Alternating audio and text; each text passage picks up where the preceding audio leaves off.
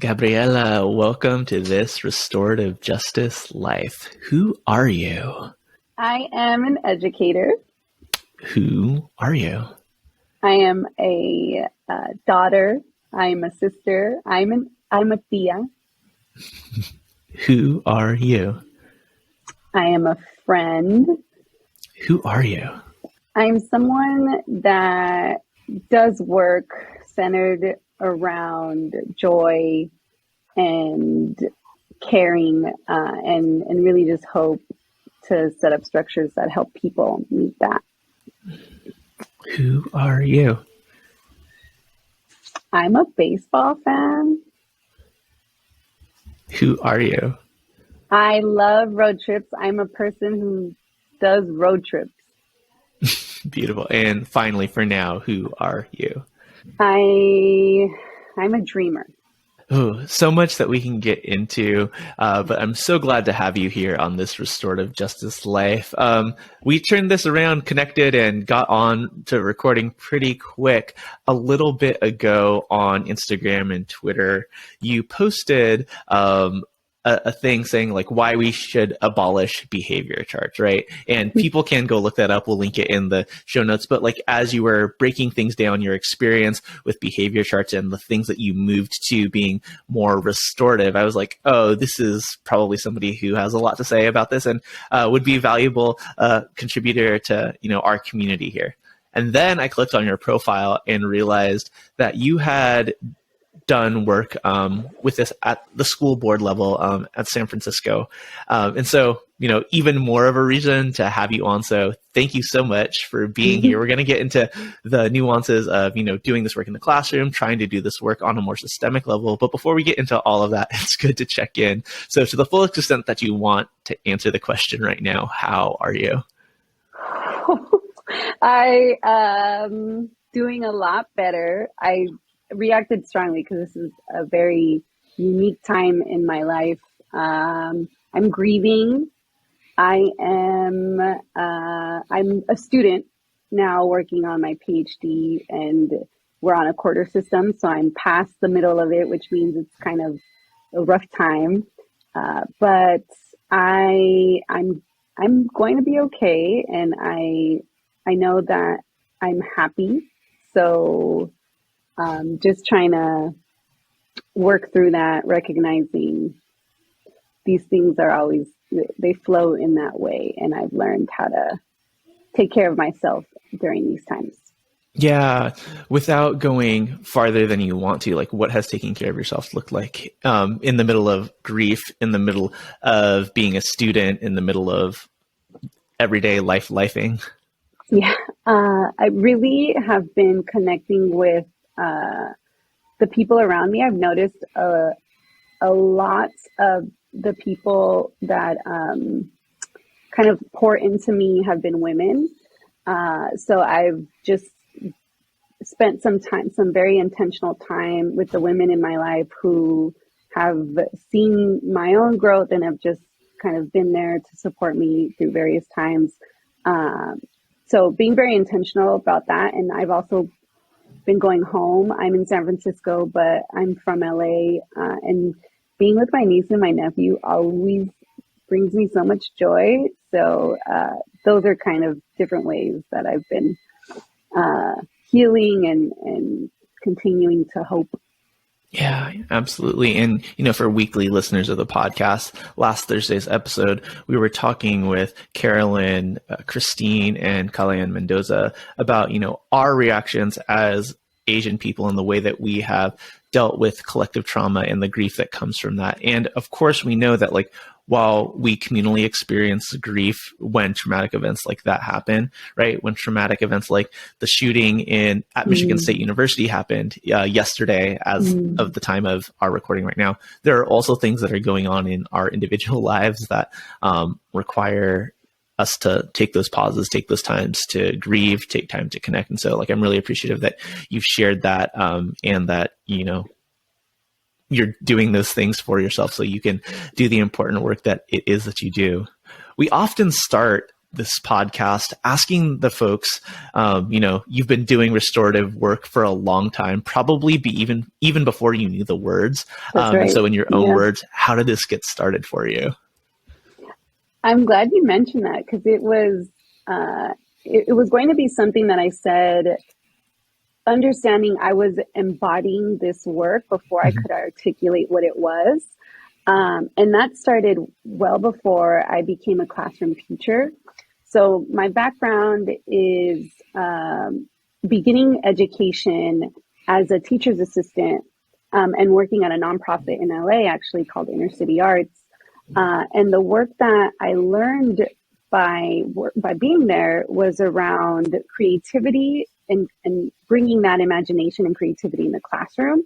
It was very art-centered. It was very much focused on art and healing, and mostly helping students be their full, authentic self in a learning space. So as I'm learning this before I'm becoming a teacher, I am connecting it with my own experiences in public schools. I went to all LAUSD schools.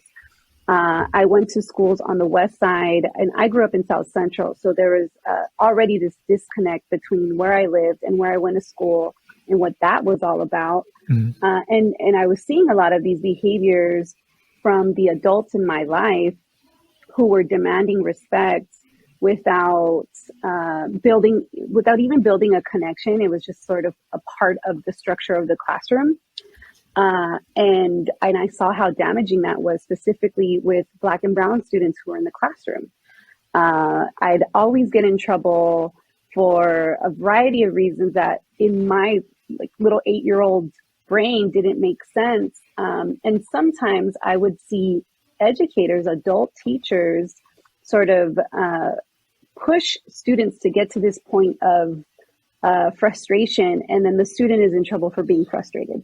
So it was a lot of recognizing the inability for us as young people to show emotion in this structure that we have created as a classroom, and in this space as a future teacher, seeing how that is embraced and that is acknowledged. And as adults, we also have the ability to kind of share and show that emotion and to resolve conflicts in a healthy way without pushing students out.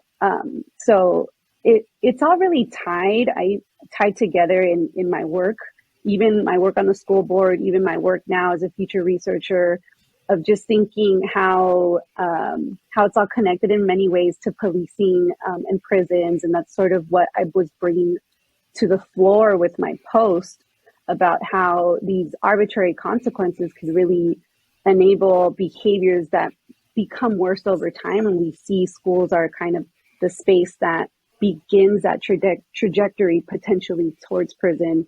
And it's all based on consequences that whatever the adult is imagining or believes will then impact the child. And it just kind of drove me to ensure that in my space, we won't embody that. Yeah. And so knowing that, when you heard the word restorative justice for the first time, when was that and what clicked? Here's one thing I'll say. So at this point, it was a couple years after I had been working with the organization and had been a teacher's assistant. I worked in an LAUSD school as well.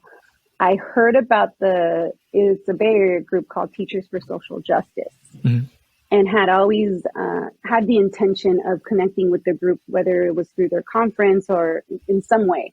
I moved to San Francisco. I reached out, and then shortly after become a core member of the group. So they're now a group that is very much family to me. But this idea, it really was around social justice where it kind of sparked. And that began my first year in my master's in education program at UCLA. Yeah. So when you encountered those words, what was it about it that was like, oh yeah, this is what I've been saying, this is what I've been experiencing? Yeah. What was the connection that oh yeah, this is it? What I think I was exposed to was more where it's what transformative justice or social justice is rooted in. And a lot of those ideas aren't, I think they're a part of our world, but they're not explained or explicit in various ways. So I learned a little more about just the history and like the people and the names that carried this work in abolition. And that was sort of, when I saw that in a text, it felt very connected to what I would do in a classroom, of mainly, it's very simple for me, but mainly bringing humanity into a learning environment. Like, how are we letting students, people be and learn through that being and that exploration without controlling their every move and without this fear of a quote unquote chaotic classroom, as I'm tying this into what I'm learning before becoming a teacher, which is classroom management. And so it all is, was a very interesting contradiction and just experience of seeing what I have been trying to do or what I've been talking about on paper. Yeah. The post that you put up, and, what I'm hearing you say right now is like, being in a relationship with young people who are students in your classroom, right, is not about classroom management or behavior management. Like, it's being in right relationship, right? It's about building connection. For those who are listening to this podcast for the first time or haven't heard me say it yet, when I think about restorative justice, right, it is this value system rooted in indigenous values of interconnection, right? And so, of course, when there's harm, we're going to want to repair because other people are a part of us, right? Reflections of us. We are family, ancestrally, we're valuable members of our community. And it's so much easier to do that repair when you already have a relationship rooted in equity and trust to begin with, right? And so, like, what are the things that you're doing to proactively build and then strengthen those relationships? You picked that up intuitively through the things that you saw that you didn't want to do, or were there other people who were models of this for you growing up, or as you were learning, doing this work in the classroom or with young people in general? There was someone specific who I'm still in touch with, and I think a lot as I'm growing through this process. But they were the teacher that I was a teacher assistant for at the school it's in Venice, California. But the way it happened was another reason why it was just as important for me to explore this work and the way we treat young people.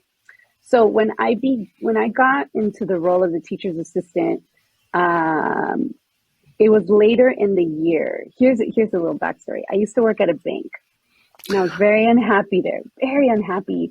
And I applied to this school, and I didn't get the position. This was over the summer. So, kind of like heartbroken that it fell through. A couple months later, the person who had the position couldn't do it anymore. So they called me, and I happily accepted. I left the bank the next day, and now I'm in this classroom. But the way they structured it is very interesting. Number one, and at this time in LAUSD, TAs or teacher's assistants had very little support, backing, priority, right? You can see it in pay, you can see it in just like the treatment of the position. And because I was the newest TA, I got the quote unquote worst classroom. And that was the space where I met this teacher who was the opposite of that. They were a very caring, open kindergarten teacher who led the space with modeling every day how we respond to each other, how we respond to harm or to hurt. Led community circles. There was music, there was art, there was dance. It was a beautiful space. But in this school's structure, it was a chaotic environment. It was loud. There was laughter. Students were talking. And that is, again, it's against this idea of what I view as natural, joyful learning. But what teachers are accustomed to of like quiet classrooms, No one moves unless they raise their hand and they ask for permission. No one talks unless it's their turn to talk, and it's not human. So I always thought that was interesting. This sort of like, well, I'm in this space because I get the least amount of priority, but I also felt very fortunate that is where I was able to see it in practice. And that led me from there then on. That's just kind of the teacher that I wanted to aspire to be. Yeah. What was it like going from that TA position and then eventually like having your own classrooms? What were the things that you did to set up your classrooms in similar fashions? So I insisted on not having any behavior charts, because I also worked in another classroom the year after that did have that, and I would see the harm that I spoke about.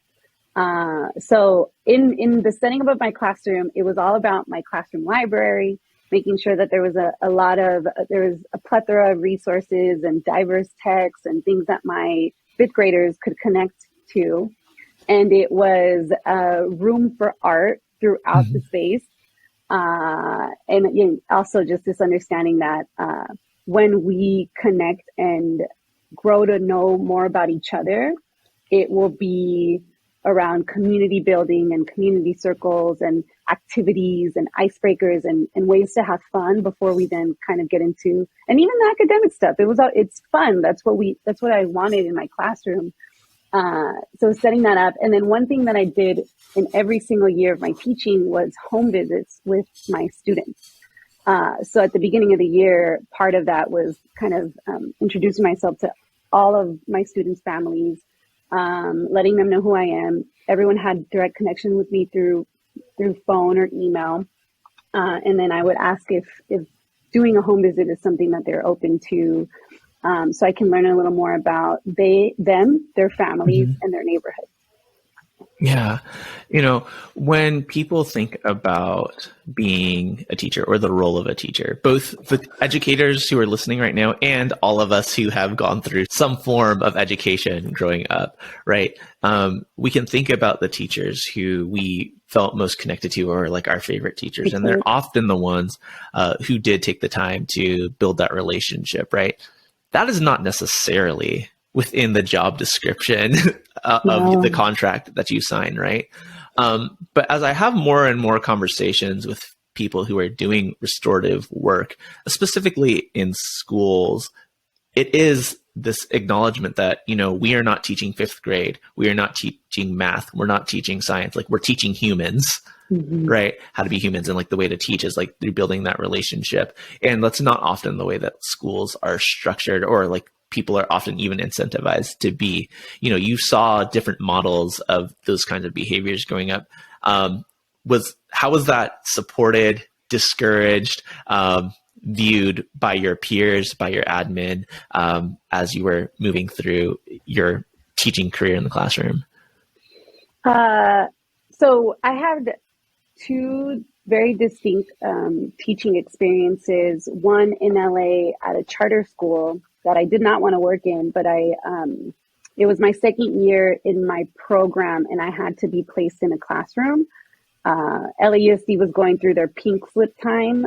If we know what that is, it's kind of like that letter of resignation that they give all around, and then they begin to prioritize hiring for the teachers who have been in the system. So newer teachers were not getting jobs in the school district. So that was one. And then my second was in SFUSD in a public school with a very caring, loving community. My first one, this is a first year teacher navigating a charter school space that was housed in a Catholic church. And so part of my experience every Monday morning was turning the class around to be the classroom space that I created, and Friday afternoon turning it back because it was in use over the weekend.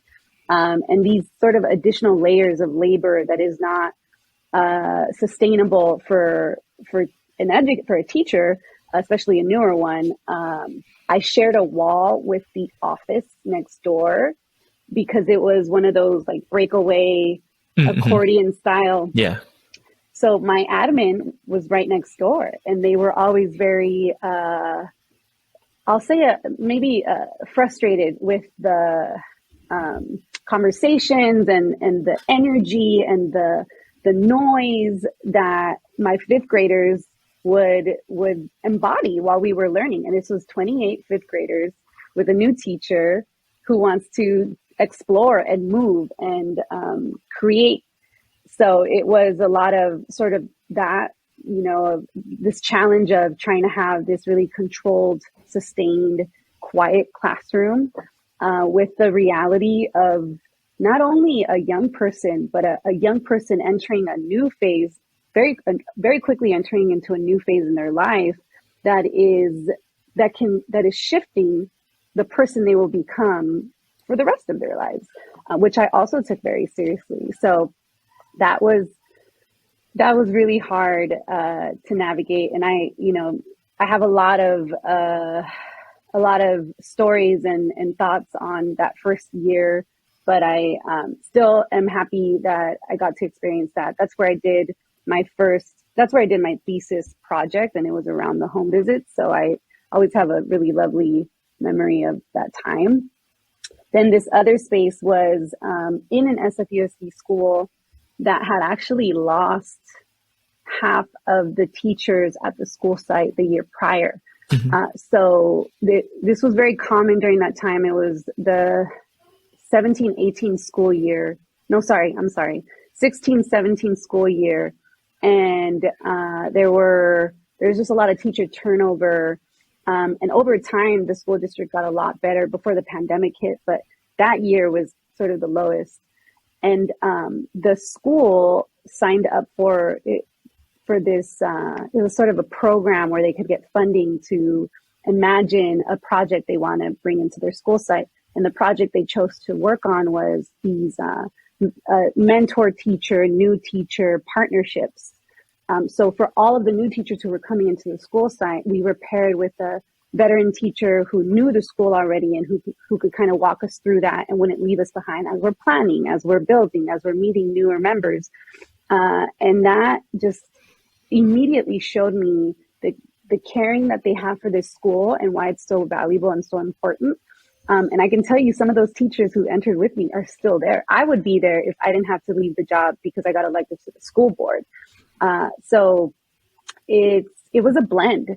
But even in this next school site, I was very big on field trips. And in San Francisco, there's so many offerings of free field trips around the Bay Area, in San Francisco. So my goal was always to go at least once a month somewhere.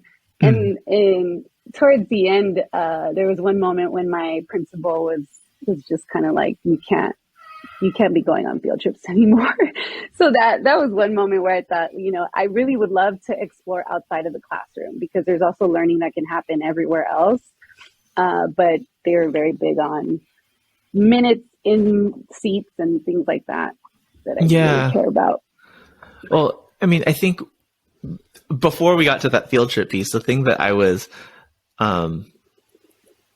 gravitating to is that, the emphasis on relationships between adults in the building, like, has a big impact on how easy it is for you to practice your values, right? Your values of relationship, your values of connection with young people, right? When that is emphasized within the context of adult to adult relationships, it's easier for students to see like, oh, this is what's being modeled. If Miss So-and-so is doing it, I think it's okay for me to do it too, right?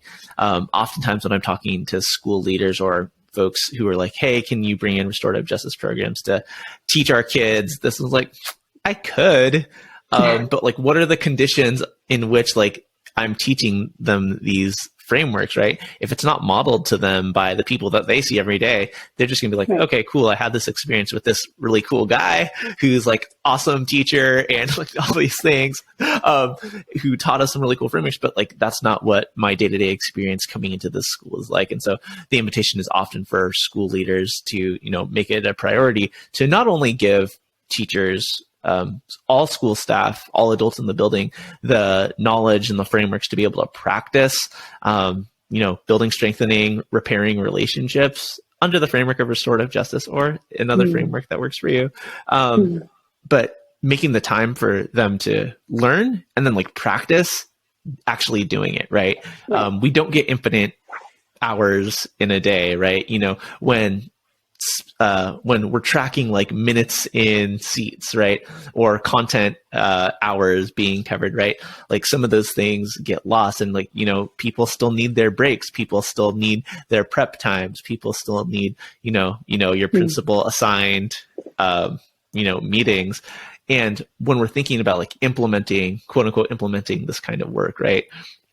It's also a really important question to ask, like, as we're adding these things on to people's loads, like what are we removing so they have the ability to like really dive into these practices? I mean, it's a matter of priorities, which, you know, I want like, which we'll come back to, because I think thinking about your time in the school board and what I've known from afar, right? Like you came into the school board at a time where there were a lot of competing priorities because of the pandemic. We're going to come back to that in a second, but you know, when you started thinking about like, oh, this is the way that this is playing out in the classroom, I can have impact more systemically on a bigger scale somewhere else. What were the conversations leading up to you deciding that like you were going to run for school board? And what were the changes that you were hoping to make within the context of San Francisco Unified School District? So when I first started, it was again connected to the group that I was a core member of, which is Teachers for Social Justice. And they had experience working with educators who wanted to run for school boards.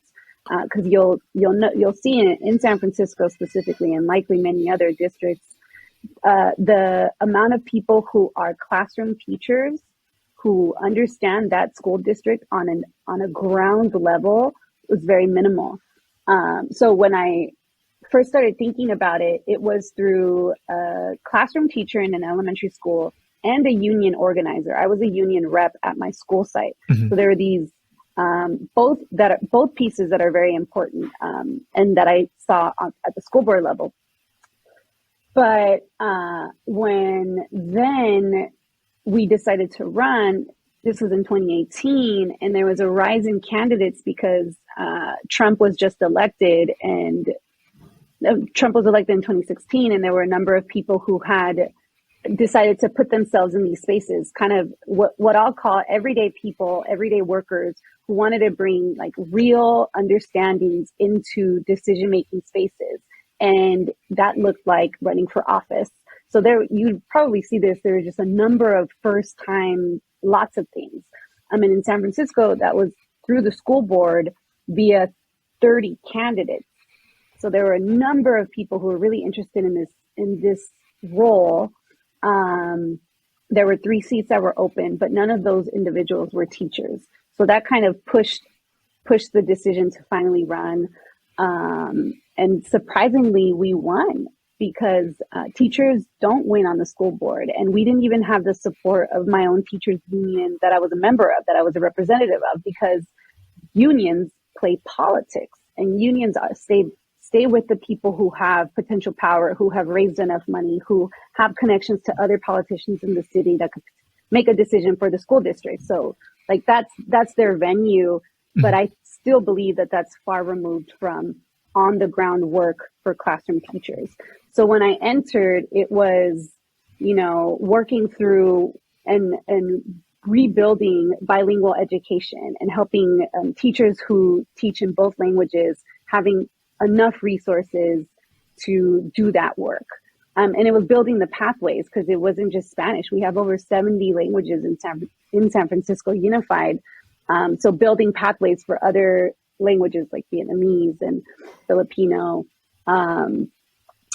Then it was this, like on the basic level, just knowing, you mentioned this earlier, time for planning, time for organizing, time for getting resources that we need.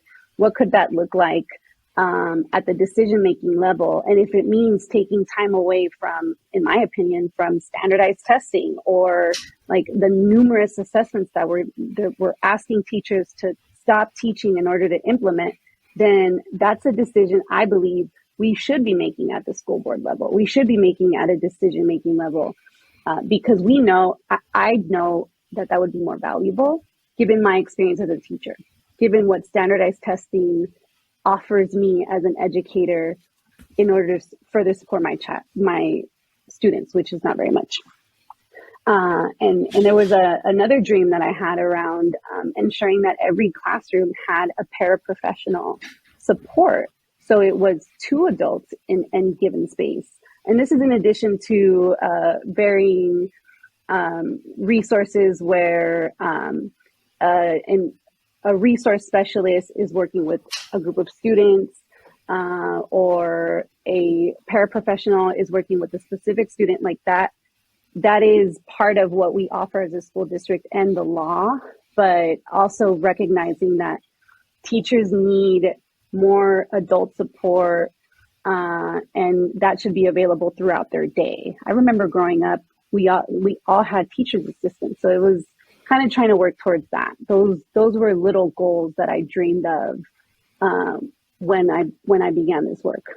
Right. And, you were elected, however surprising that might have been in a moment. I think you were the youngest school board member at the time, or might still be, right? And this is just from me reading the press clippings that, have circulated the internet when you do the Google search for your name.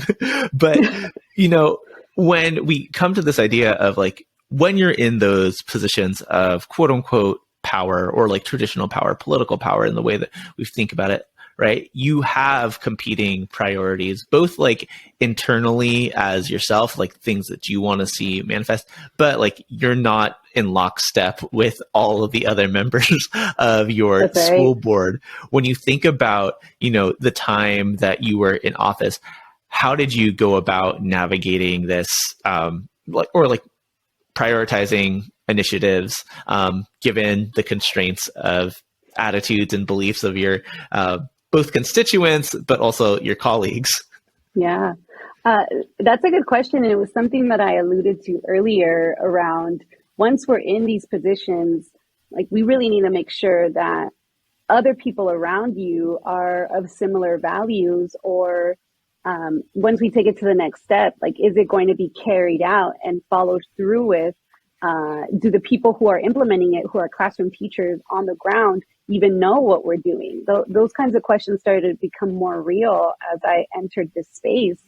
But I used to say pre-pandemic, I had a year and a half before the pandemic hit, and I got to see a little bit of what school board commissioner looked like. And I was fortunate to be on a 7-member body that had very similar values, very similar goals. We voted unanimously on a number of things, and each individual had a different perspective, a different background, a different tie to community. I remember feeling very, very proud of the team that had been created by people in San Francisco who wanted to see that diversity and who wanted to see that reflection of the people we were serving. So I already didn't have the number one conflict that many bodies have, which is, do you have enough votes? That wasn't really an issue when I first started. It became a bigger problem when then the pandemic did hit. And then there were a number of ideas and people pushing back, people who hadn't been involved in school board discussions, who are now really irritated that schools weren't open. And that pressure started to shift where I saw my colleagues stand on numerous issues.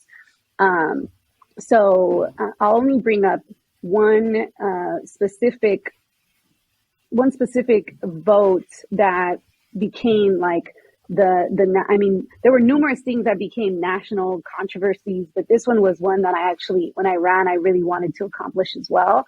And it was changing the admissions process to a public high school from merit-based to just open access to a public school, which follows California Ed Code. And that shift really got a number of people with power, with resources, with money, angry enough to get involved and put the pressure on the 7 members of the board.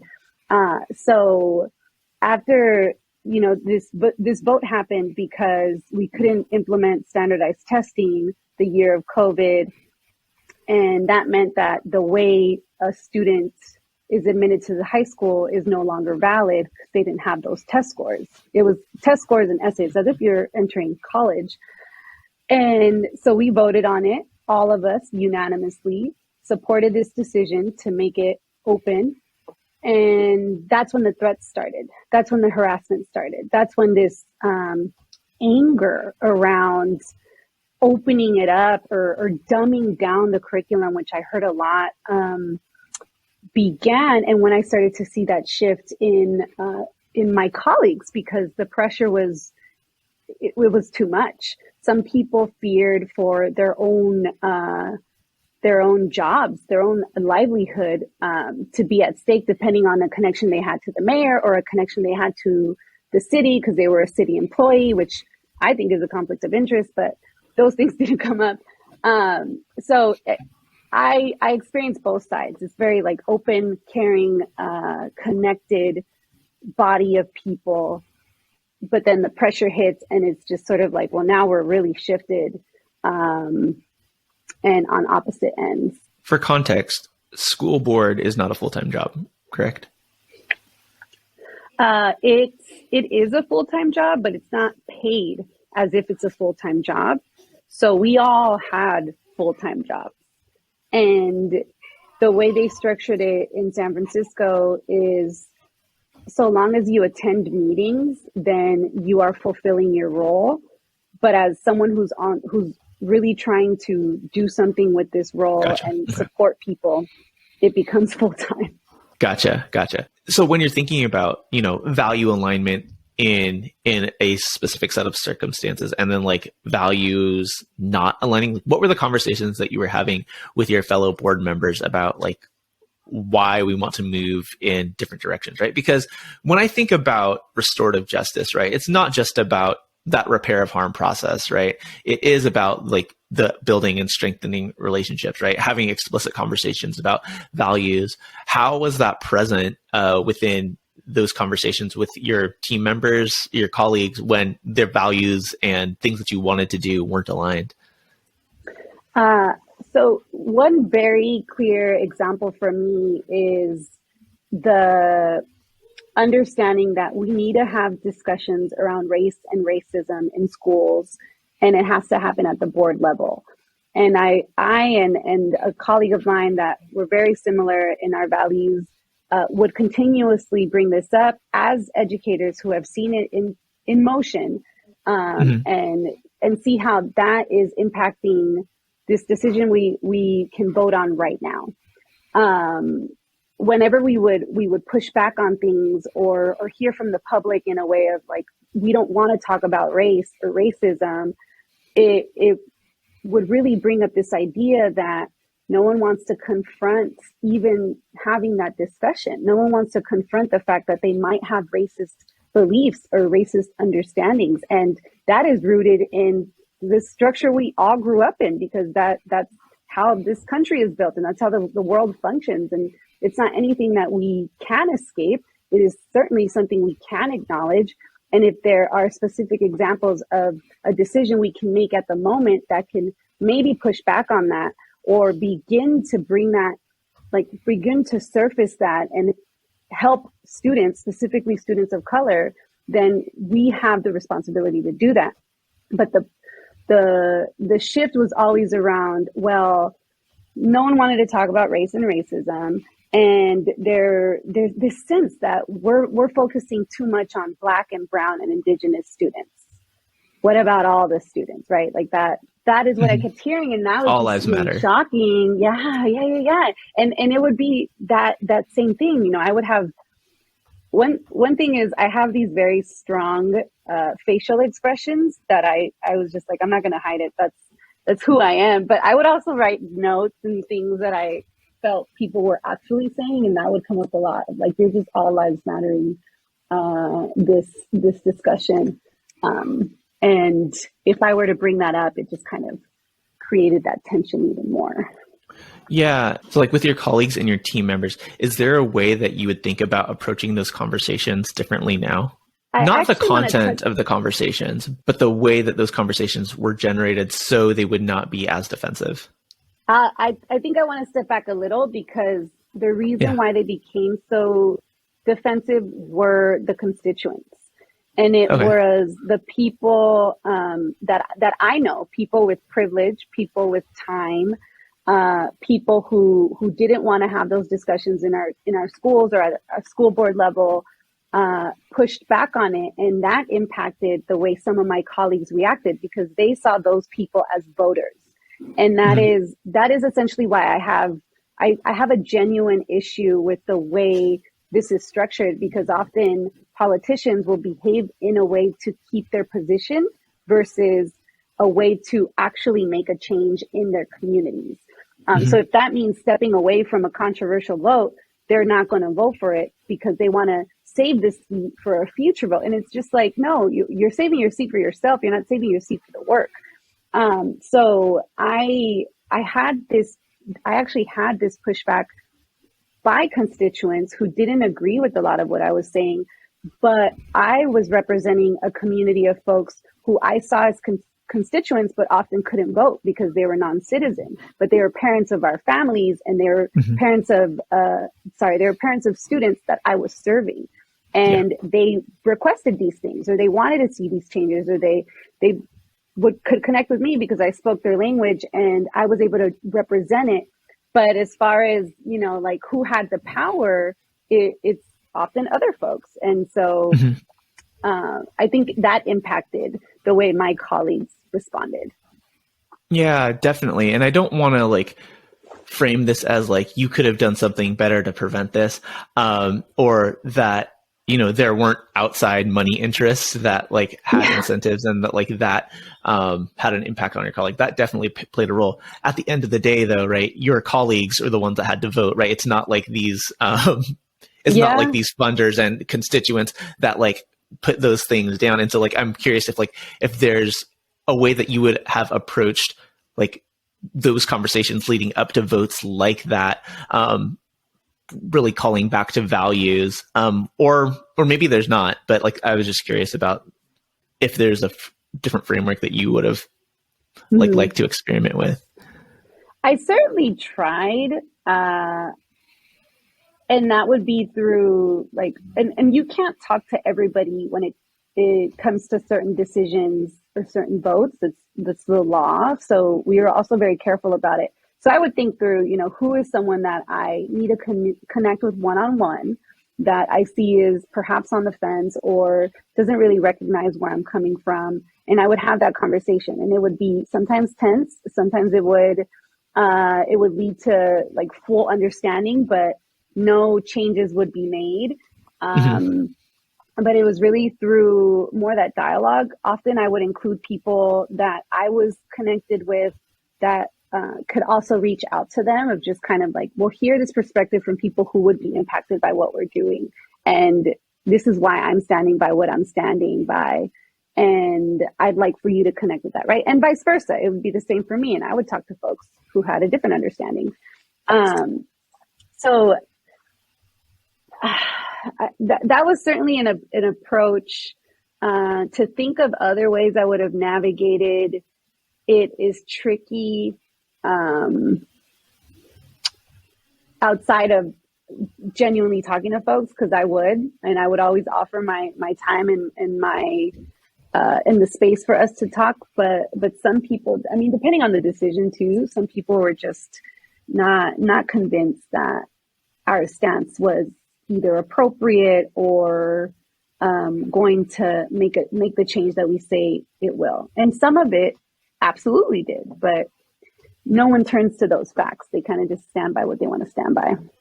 Yeah, I'm thinking about this not necessarily just in the framework of like making capital P political decisions, but in the lowercase p political, like how do we want to be together decisions, right? Where people have different values in different spaces. And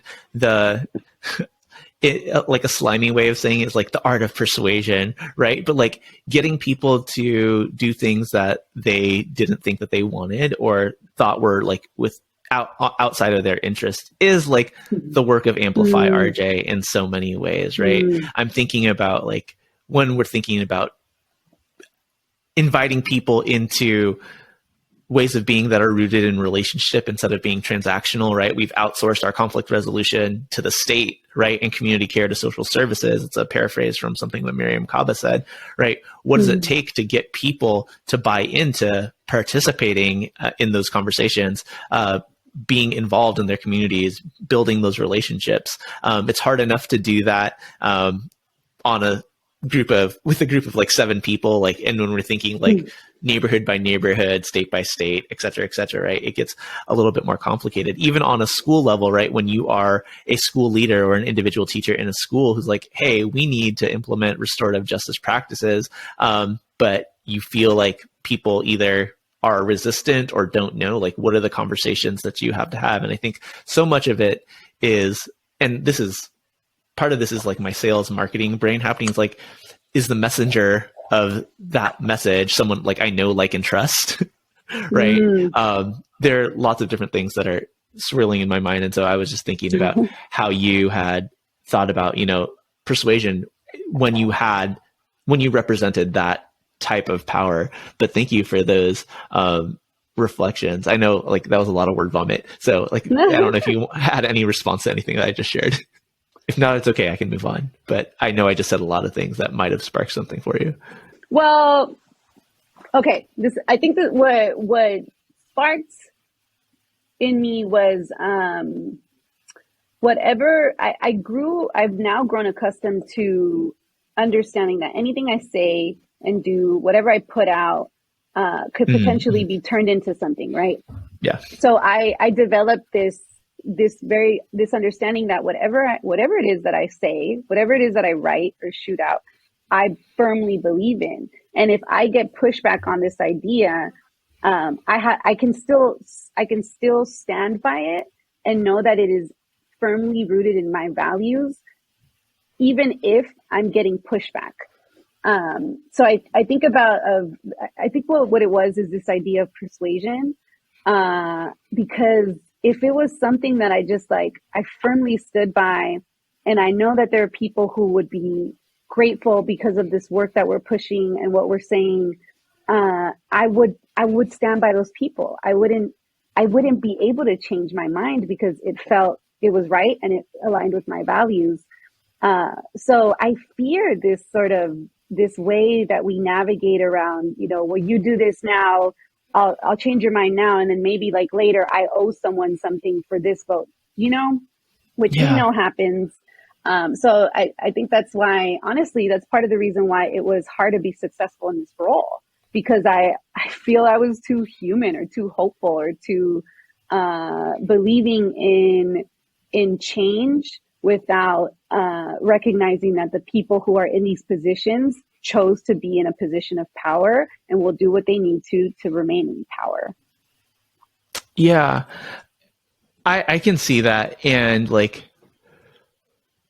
that's why I have never run for public office, right? And that's why like I'm skeptical, like, and I shared before we got on recording, like skeptical, like talking to you like as a politician, right? Like you stepped into that role, and like people say what they need to say in order to advance or further their agenda. I believe like over the course of our time together, like you've been authentic and real to your values, but like I just didn't know you before we got on the call like that. So like that was like the hesitation on my end. But I'm thinking like broadly about the way that I want to be in the world, right?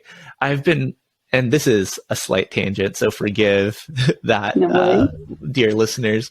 But I've been reading this book called The Persuaders by someone named Anand Giridharadas. And when we're talking about like our, not Democratic Republican, but like issue by issue beliefs, like people don't fall very neatly into one side or the other of many of the issues that we're facing. There's a chunk of people that are like very hard line left or right on either of those issues, and they're not moving, but most people are somewhere in between.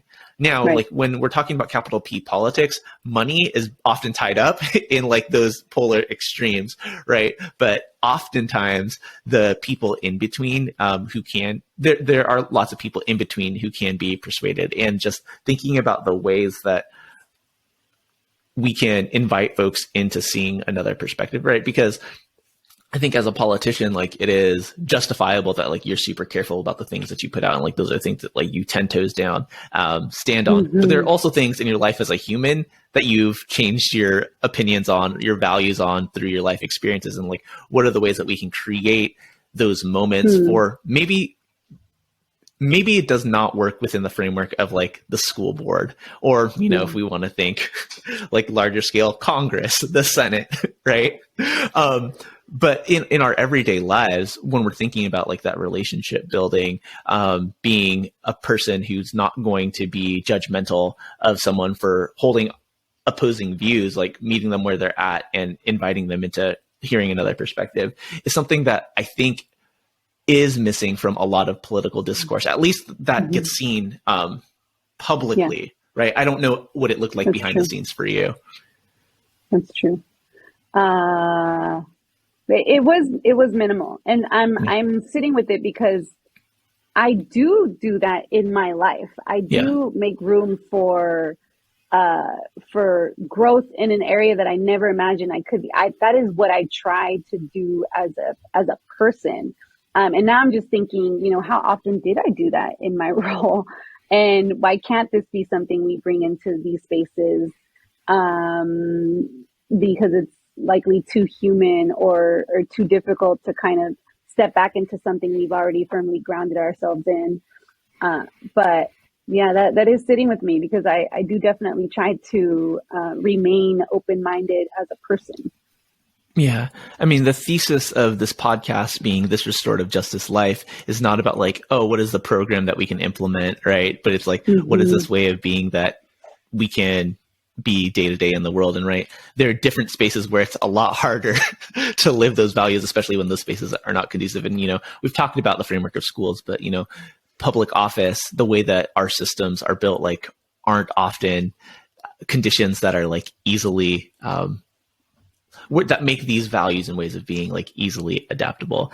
Argument for burning everything down, but like we don't get to do that, right? We have the systems that we have. And so I'm curious, like as you're thinking about your overall experience, and we don't have to go into like all the details of what happened, like what are the things that you learned from like bringing the values that you had, but like working within the systems that you had, and like now not being in those positions anymore? This came up recently. So I was having a conversation with a former colleague, but one of the things that came up was my almost insistence on relationship building across the board. And as president of the board, I thought it was my role to ensure that connection throughout, ensuring that people who I was representing as president felt like they had that representation. But in this space, the way it was being brought to me was more like, this is not the space for that. That this is not the space where that type of ability to hold everyone and make sure that we're all working together and participating with one another for the sake of our communities, it wasn't encouraged or invited, which is why it was hard for me to kind of navigate as the person that I am, the relationship builder and caring individual, in a space that doesn't really allow that and doesn't really care for it. So there was that, and that remains hard for me, which is why I wasn't successful, because that's not who I am.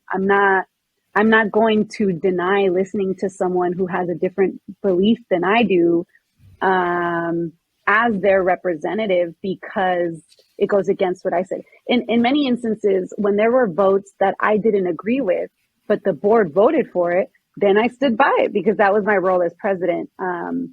So it's interesting, but ultimately the way I was I was operating is not fit for long-term politics.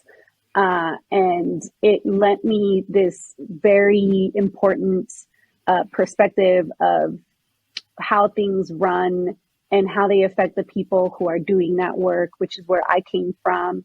And that is never going to go away. That is never going to be taken from me either. And it's information that I am now sharing with other folks who are navigating that space and who want to learn more and who want to build on what we had done or learn from the mistakes that we made so that it doesn't happen in the future. Like that is my role now. And I'm just so grateful that I was able to have the ability to be in that space at all, and build on it today.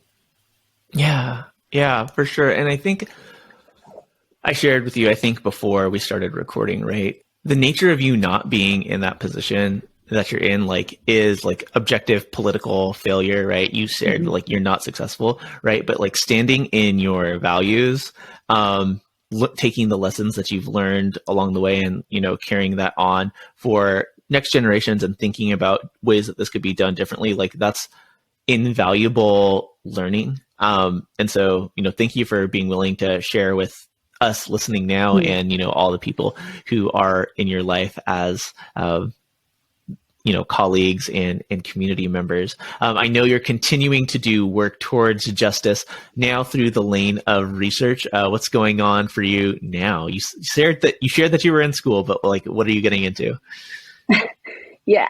And that is really exciting for me because I started applying for PhD programs or thinking about it in the summer of 2021. And this is when it was likely the hardest time to serve, but also the hardest time in my life now that I'm reflecting. And I was also very separated from what brought me there, which was school and teaching. So I was a classroom teacher. When I was elected, I had to resign from my position. And again, it's just this like contributing to this disconnect between the people, the decision makers and the people on the ground.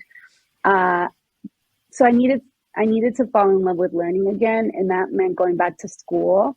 I hadn't been in over 5 years at the time, but I am a learner. I love school. I've always loved school, which is why my heart is here, because I want other people to have that experience. So it's meant taking some time to also build on my work and apply to PhD programs. At the time I was dreaming, if my life led somewhere else, could I be in a program elsewhere? And I ended up only applying to Bay Area schools, but I did dream a little to see if maybe I could be in another state or something. So I applied to schools in the Bay Area. I got accepted 2 days before the results of the recall.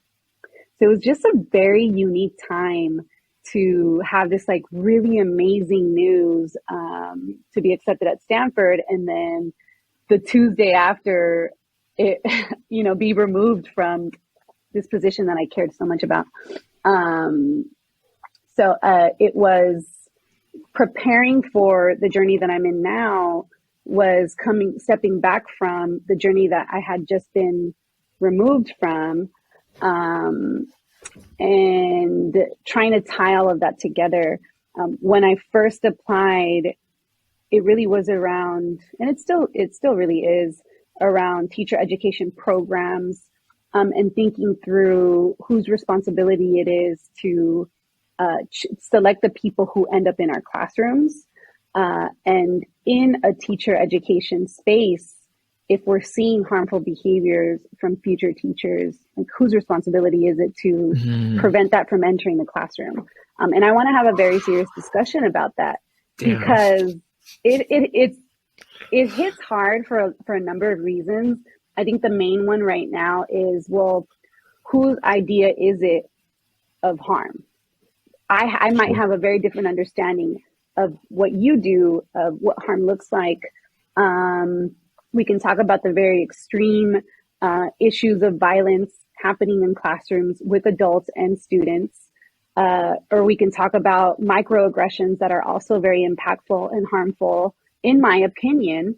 And so that's sort of this beginning work that I'm doing, to be very, very honest about this profession and the people that we allow to be in these spaces. And school districts have the same responsibility when they're hiring folks. So I really want to think through what that looks like, to ensure that we remember a classroom space should be joyful, it should be loving, and that's it. Anything else, I feel like we should not accept it. And I refuse to live in a world where I can't dream of something like that.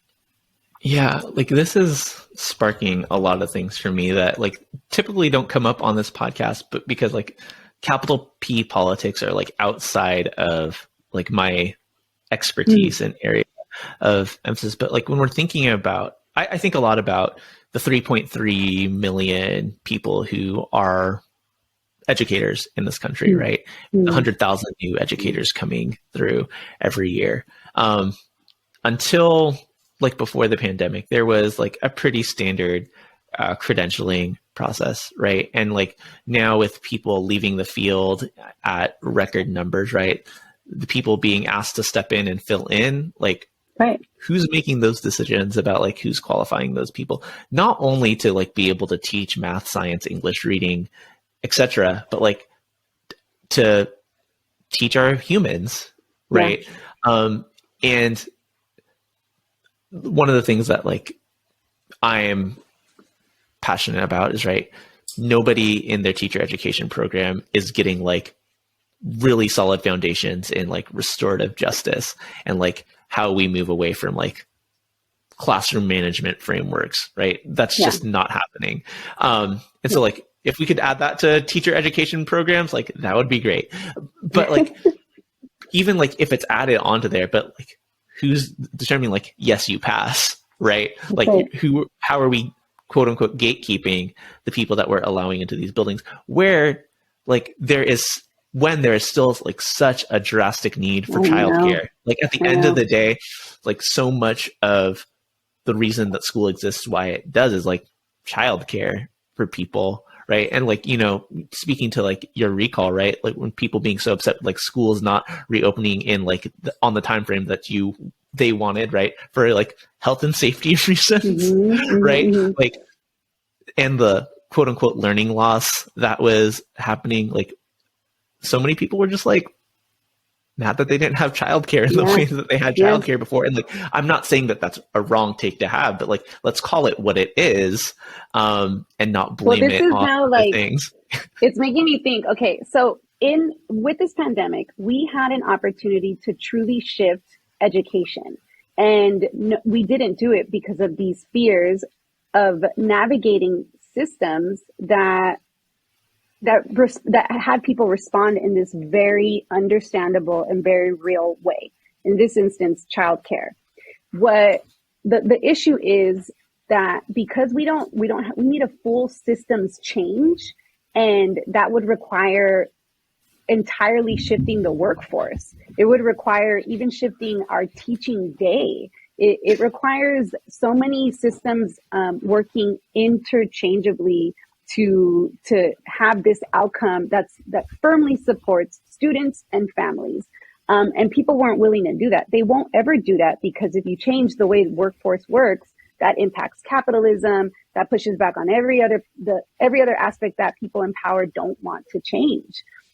So when I think about this question of, well, who do we have in the workforce who will look after our kids? I would rather have no person than a harmful person. I would rather make sure that students had other opportunities to be a child and learn than bring in someone who could potentially enact violence in the classroom. And I feel it's very problematic to kind of, like in this instance, pin us against these two things. Like, well, we don't have anybody, so we need to fill these roles. And the people that we're using, like, I think one state weren't they incorporating people who were in the military or spouses of people who were in the military? And that was enough to make you qualified to be an educator. And it's like, these are not solutions Yeah. that have. Yeah. In the nature, in the spirit of like good-willed, well-intentioned like debate, like I think like when you say like I'd rather have no one than like somebody causing harm, like everyone is capable of harm, because like there's not going to be no one, right? There's going to be somebody, right? And what that might look like is, instead of 30 kids in your class, you're going to have 60, right? And like when you're the person That's who a has good. 60 kids in your class, you just have like limited capacity as a human to care for like 5-year-olds, right? And like Absolutely. you're gonna do things that are like out of quote unquote best practice that are going to cause harm, just for sake of like quote unquote safety and order, which like are justifiable. And so like when we think about things like on such a big scale, like there are no easy solutions to these things, because like Certainly. I've had conversations with people who know Miguel Cardona, right? Our Mm, current like Secretary of Education, right? And like he might be, from what I've intuited, he might be like more values aligned with like you and I than he lets on publicly. But mm. like he's balancing like a national education system, which like in a lot of ways isn't national. There are lots of state by state things that are happening, but to upend like our economy as you're suggesting, like isn't something that like he could get away with suggesting and keep his job. Right? Um, but that again, that's contributing to the idea that like Yeah. we only want people to work to continue this system for us. Mm-hmm. Like, what is that world? What could that world look like if, like, I think a number of people are doing the guaranteed income programs, right? Like, Mm-hmm. what could that? How could that shift the economy, but also support families who maybe like could work less and be with their children more? You know, like what I was saying about not having someone in the space is really more about imagining where those 30 students could be. Does it have to be a classroom 8 to 3 in an environment that like doesn't let them explore and be out? Could it be in a net, like in nature, in another space? And maybe, yeah, there are more students there, but they're outside. There's like a little more freedom and movement. I would hate for that to then just couple up into, well, now you're into this other classroom. Cause yeah, like if an educator is now having to work with so many other bodies, it can lead to other frustrations and that reality, that's real. But what I'm really pointing to is how are we imagining what school could look like that doesn't try to find solutions in a structure that has already not worked for many people. And when are we going to get the space to do that dreaming? Yeah. I saw the pandemic as an opportunity to do that, and we couldn't do it. So I've heard you say, and like I think this might be a easier way to like close this part before we get into our speed rounds. Like I've heard you say like reimagining learning spaces outside the classroom. What is your vision for education in the future? I I really want to encourage building on what we've seen as successful models through research. And that's why I think this work that I'm doing now is really interesting because it's lending me that ability. I think about even just small things like start times to our days and how later start times impacts learning in a positive way versus kind of like getting them into a classroom space so that we can go to work.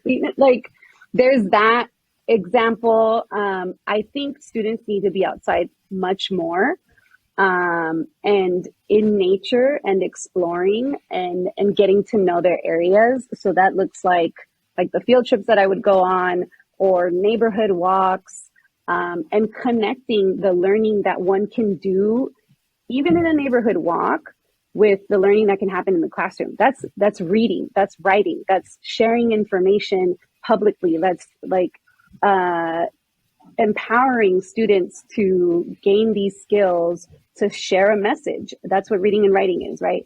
And kind of just trying to make that connection to our lives.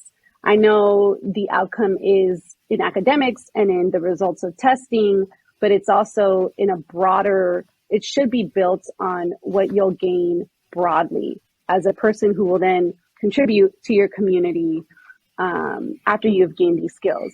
That's what I think the point of learning is, even though we know it's rooted in the beginnings of it was more like this workforce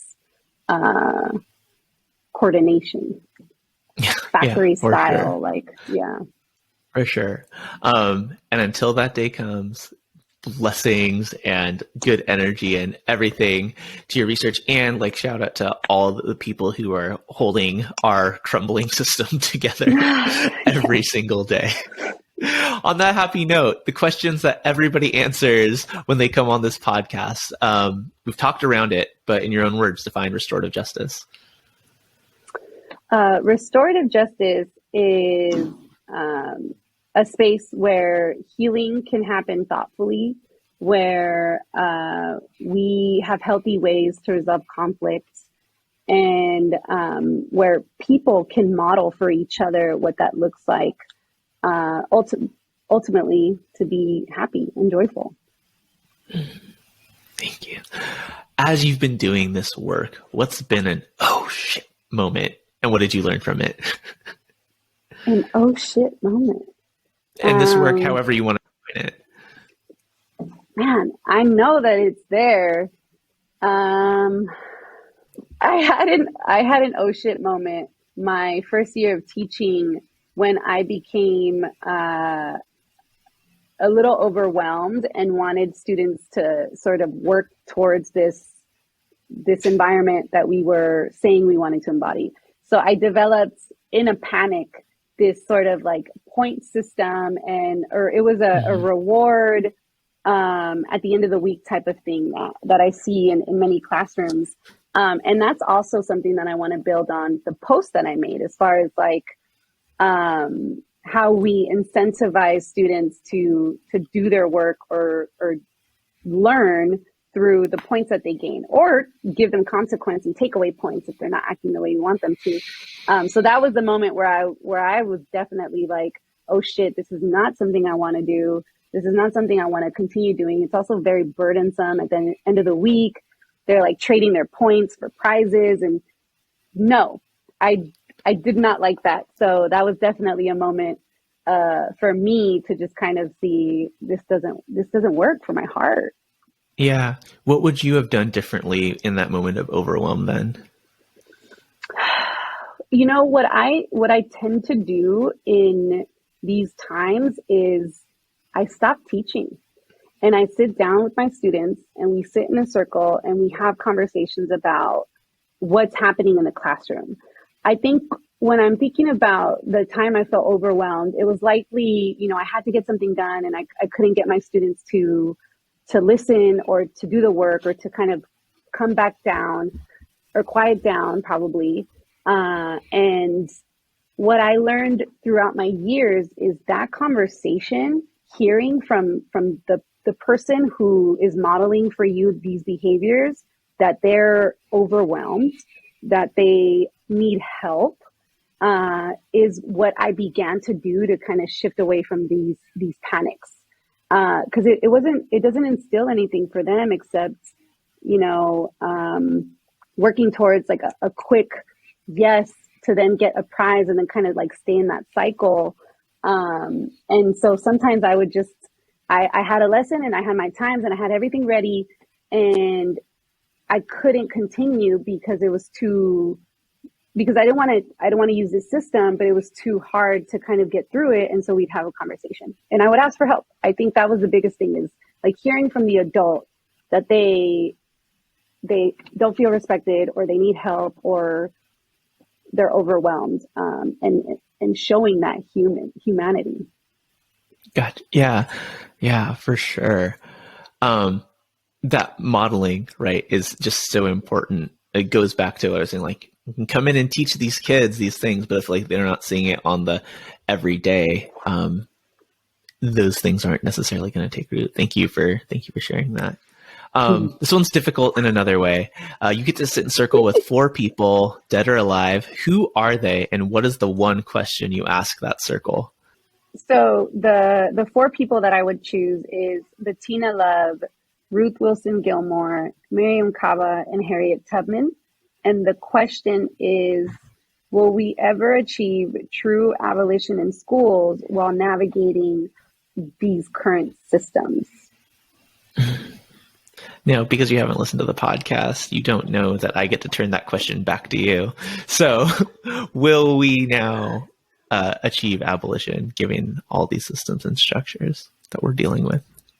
No, I think right now I still have this understanding that in order to get there, we have to burn down what's in place and embody these ideas in a new, different space. It might even mean outside of school structures, physical school structures, and just dreaming what that looks like. Yeah. And, and I want to call in the words of Ruth Wilson Gilmore, right, where she talks about abolition is about presence, not about absence, right? Yes, we want to burn down, tear down, all those things, but we have to build something in its place. And Miriam Kaba says things using very similar, different words, though, right? It's about how are we building these systems and structures, and right, more of Miriam Kaba's words, it's going to take a million little experiments, right? Because the ways that some people are doing it are very specific to their context and are not transferable as best practices to be scaled up and implemented nationwide, right? Yeah. But yeah, it's going to take a million little experiments of people doing these projects of abolition, building these spaces. And so that's what we're inviting you and so many others who are listening to this to do today. These last 2 are rather quick. Who's one person that I should have on this podcast? And you have to help me get them on. You should definitely talk with Allison Collins, my colleague who has gone through very similar experiences on the board, but has a different, unique perspective and is doing work that pushes back and contributes to that change, even now. So that would be one for sure. Cool. Well, I know some of the ways to get in touch, and I would appreciate an email introduction. And then finally, as we draw our time together to a close, how can people support you and your work in the ways that you want to be supported? Currently, I would say just... So before you answer. Yeah. A lot of times this is people plugging their orgs or their work. That's not the situation that you're in right now. The other way that people often take it is just a challenge to the audience to go be this way in the world. So you can take it however you want. You can plug your socials and all that, and those will be linked. But if you want to think about invitation to people to be a certain way, that's the other thing that you do. Okay. So what I would hope is bringing it back to what brought us together and the conversation around behavior management and just managing bodies and managing emotions, really helping folks recognize when and if they're doing that and how they can kind of push back and just begin to acknowledge and have conversations about those types of behaviors of your own. Beautiful, right? It's a challenge to every day embody these ways, but that's what it's going to take to build the world that we want to live in. Thank you so much, Gabriela, for your time, wisdom, stories today. I learned, and I'm sure those who are listening still have as well. We'll be back on Tuesday in the feed next week, breaking down a restorative reflection to episode 6 of The Last of Us with Galia Mendoza. And then next Thursday, we'll be back with somebody else living this restorative justice life. And until then, take care.